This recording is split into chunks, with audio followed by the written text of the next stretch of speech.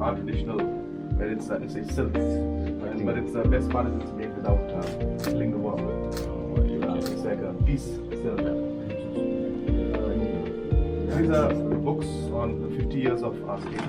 Our state is has just turned 50 this year, Golden Jubilee. So this has got 3 editions in it. It opens this way, so you can move it. So the 3 books are there in the 3 regions. We have got 3 hills in Megalaya and 3 tribes. I mean.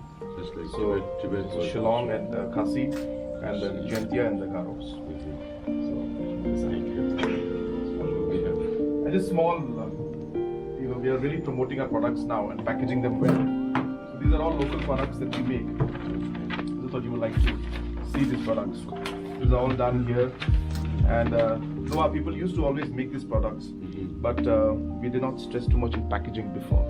And in the last 3-4 years, I've been really focusing on packaging, trying to make it at the international level. So I hope you like it. Most of the Western countries, they spend more money on that. Absolutely. Yeah, absolutely. We need to learn from them. Huge marketing strategy. This is Sangma.